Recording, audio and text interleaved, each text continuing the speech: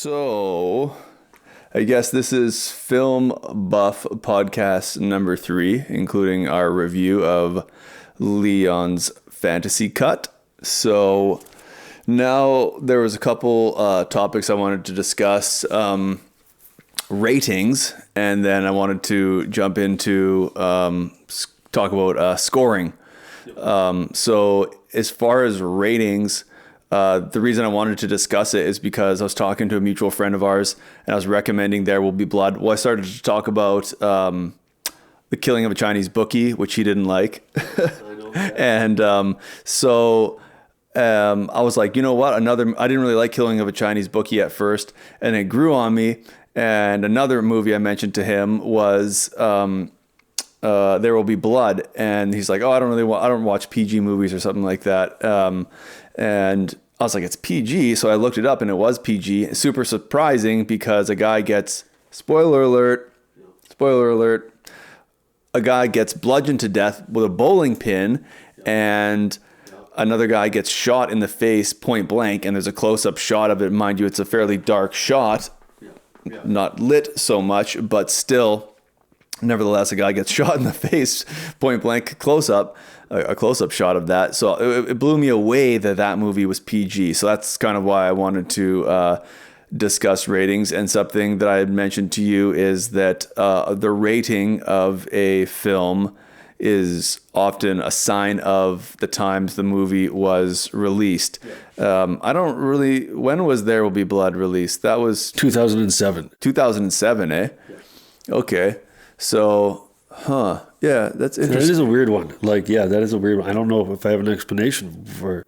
It's almost like the bar was kind of like lowered then. I wonder what like American Pie was. I think that was probably rated R. It's usually swear words, because another thing that influences it is the church, Christian church. A lot of these people who are lobbying the politicians to outlaw these movies are religious people, and the original first rating ever, I believe, was Condemned, getting a C from the Catholic Church, and then there was the Hays Code where there was all this criteria, and I think they were still just condemning films. It wasn't a spectrum like now there is in Canada. Apparently, it's even like a wider spectrum. Like you have like G, PG, TV 14 I've seen the M mature, and then there's there's all these different ones, and then like 18 plus, NC 17 plus. I guess NC 17 was an American thing, I think, because I remember it's on the actual cover of Bad Lieutenant. It's actually on the cover, not like a sticker put there. It says like it's like part of the cover. However, that was probably a Canadian release. It's weird because there's always been violence in films. I think like back to the 30s, well, obviously the gangster pictures, then the war pictures and the cowboy pictures. Like there's constantly people dying on screen in movies. Sex was the thing that really started to come out in the 60s with De Palma and some of those ones he did with De Niro. And they slowly were showing more of the ankle and the leg and blah, blah, blah. So to where it's like, when we were growing up on 80s films, like I always felt like films, or not felt like, but thought that sex was like automatic R film. If there was a pair of boobs, automatic R film, and you could get away with tons of violence. But again, you said like profanity is the third one, which it's a call in context, isn't it? Like it seems it depends on the context. The murders in There Will Be Blood, maybe they're so spread out over this like 3-hour movie that it's not as constantly violent. Like, well, as far as obscenities, I think it's like you said, like the context, like if you say like fuck, like a guy got shot and he's like fuck, like that'd be okay. But if a guy says to a girl, let's go fuck, like they're not going to allow that, right?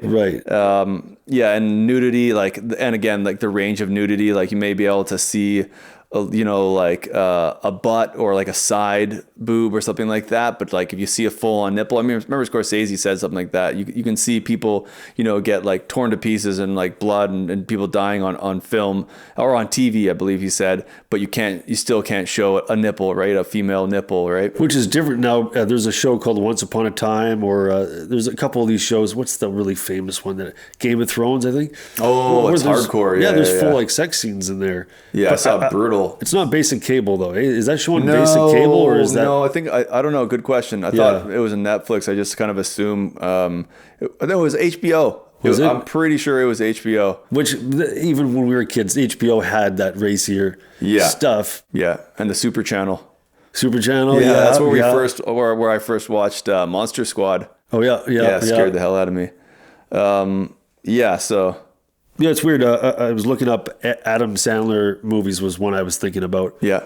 Where it's like he gets away with a lot of like crude stuff throughout the entire film, and his films like get PG ratings. So I don't know why Adam Sandler gets away with it. Clerks 2 got an R rating, but there's no violence, and there's I don't think there's really any sex either. It's just the subject matter that they're talking about. Right. Yeah. Trainspotting was an R. Right. And that's because of the way they showed the arm tracks and the heroin. So drug use is another one that, like you said, Bad Lieutenant, these movies like that, like drug use, they don't seem to really want to have that shown. I guess it's the church or whoever. Yeah, it's again like context and like how they're portraying like the outcome of like violence and bad deeds and debauchery. Right. If people get their come up. And another thing I think is like the grotesqueness, for example, when he's like dope sick and there's like a infant crawling along like the ceiling and its head turns around and stuff like that, right? It's like, I think it's like disturbing, for churchgoers and maybe younger viewers. And so it's a lot of context, a lot of, variance. Well, I wonder what Eraserhead was. Movies. Yeah, because that's gross. Yeah, it's like when you said grotesque, I'm not just thinking gore. I'm just thinking of like some of Cronenberg's stuff. And I think it's not rated. That's my guess. Yeah, Cronenberg stuff, exactly. Super grotesque, right? Like, yeah, I wouldn't say it's gore. Where he's like slowly putting a gun into his stomach and then his hand. Videodrome. Like, it's not gore, but it's grotesque. So, yeah. Eraserhead, again, that was the 70s, right? So. Not a lot of... Oh, it was rated R. Yeah. Is it? Huh. That's crazy. I wonder if it got that rating then, or that's like, it was unrated. And then once they started like releasing it, mass distributing it, then yes, it got a rating. Well, I noticed looking up ratings that all these movies that were rated R back in the day are now rated 14A. Well, I think that's a Canadian thing though. Oh, okay. Right. Yeah. I believe so. Yeah. Yeah. So... Talk about scoring. Scoring, yeah, absolutely, man. There Will Be Blood, awesome scoring, sparse, and you know what? Like, boom. First thing I'm going to talk about with scoring, if you're going to do a period specific film, the music should be period specific. Yeah. And I was talking to a friend the other day about Gangs of New York, and they have heavy metal guitar, like highly distorted guitar during like the battle scene. Spoiler alert, when Liam Neeson dies. And it's just totally takes me out of like the movie. Like it starts off with like flutes, the battle scene, and like total like normal. Then it's like like tom drums and shit. And it's just... Remember the Tupac song that came in on the end of Django Unchained? Yes. No, not a fan. I swear he did that against Tarantino. Like he knows that it should be, genre specific. I think he did that just to like thwart, fuck with the audiences. But I noticed that There Will Be Blood score sounded a lot like The Shining in certain parts. Yeah. Like these dark ambient kind of screeching sounds and like not even music, right? Like, I prefer that. It's just like Arctic was like that too, where it just has an ambient sort of ethereal sound to it.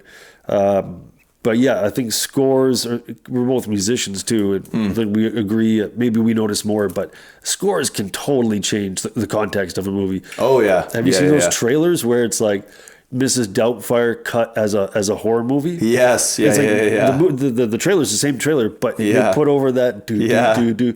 And so, yeah, like it can change the whole vibe and feel of a movie just by, it's very important, man. The score is so underrated for importance, right? One score that like straddles that line of like this movie, it's contextualizing the movie, and is it doing it in a comedic way or is it doing it in a serious way, is Ravenous.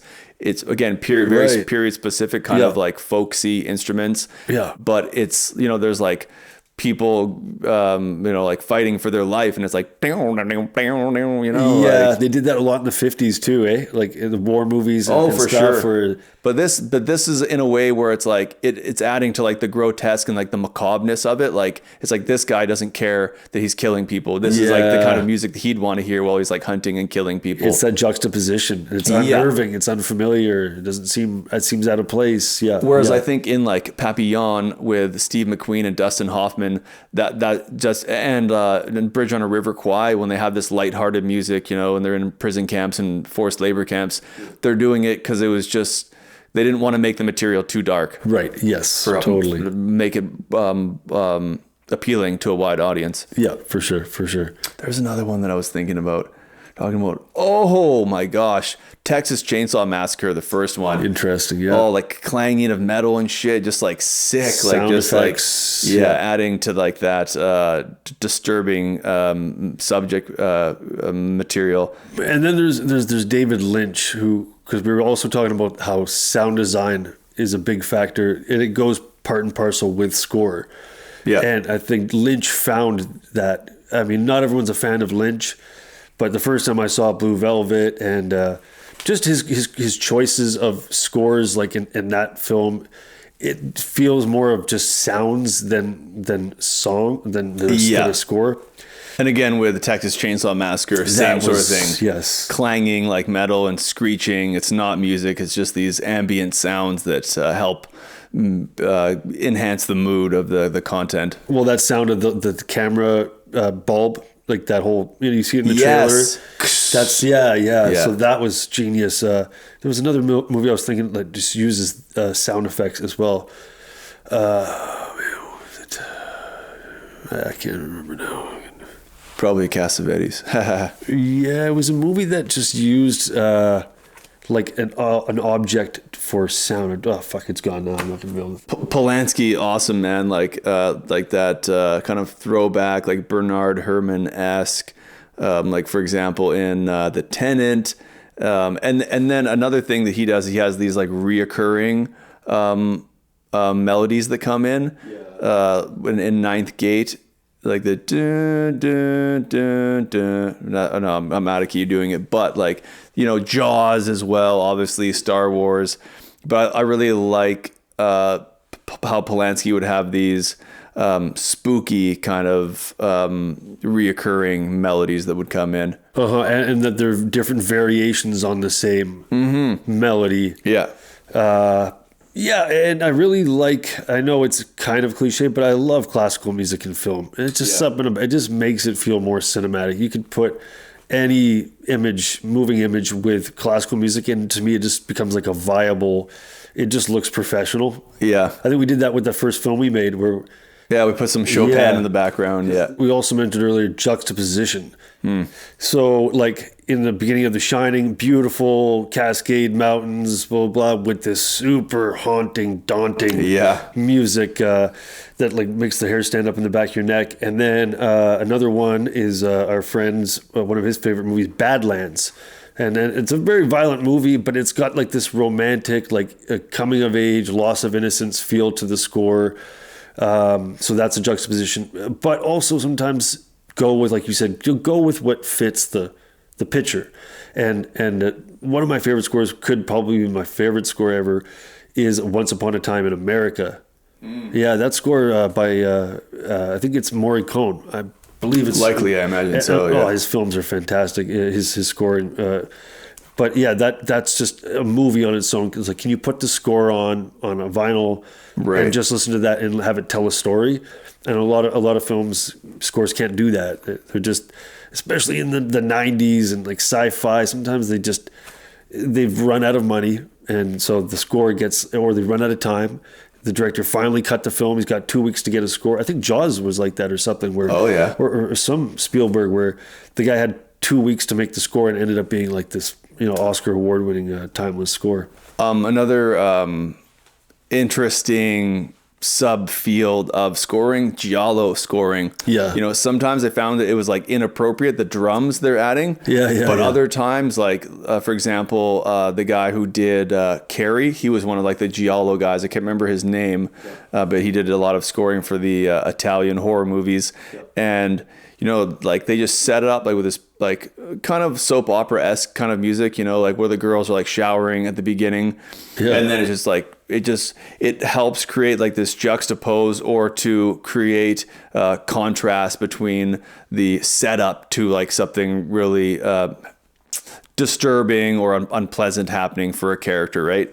Opposed to just having spooky music all the time, which you find in a lot of new horror movies. And it's the same thing they do with the lighting, spooky lighting the entire time. And then when they do have these scary moments, they have to rely on lame things like jump scares, like have complete silence. And they're like, oh, here comes the jump scare. And then boom, you're right. Like, I think also the 70s scores were fantastic because you had groups like Vangelis, who were, I think they were just like a band, like a regular band, who went into scoring, and they did Blade Runner and I forget another really famous one. But Blade Runner has amazing score too. Yeah. And then Goblin was another group who did Suspiria. And when you watch Suspiria, the original, like immediately, not only is it like visually bright, beautiful colors, but like the score like is so a character. It's very loud. He cranked the score up. It just seems very loud and just like an absolute part of the film that's just... There's some wind out there. That was some ambient sound. I don't know, it's weird that happens quite a bit. I think it's the gate out there banging around. But see, there you go. That's like kind of a spooky thing, a gate, right? Like either the creaking or like the rattling of like the latch. Yeah. But another thing that popped into my head while you were talking about bands that will do scoring, Tangerine Dream. Yes, yeah. And they were fantastic in the 70s, 80s. And the one I think of most recent is Trent Reznor. He did a bunch of Fincher's. He did The Social Network and like what was the other one Fincher did? Like Dragon Tattoo, I think. Yeah. So and he's working with this other guy. I forget his name, but Trent Reznor, which seems like a total natural thing for him to, because Fincher's films are super industrial, sort of like Nine Inch Nails was. Right. So it's like a match made in heaven. I think it works really well. Yeah. Yeah. Well, scoring super important in films. It's very underrated for its importance. Yeah. Don't skimp on the scores. Yeah. All right. So guess that'll be a wrap for today. All right, man. Sounds good. Till next time, I guess. Okay. All righty.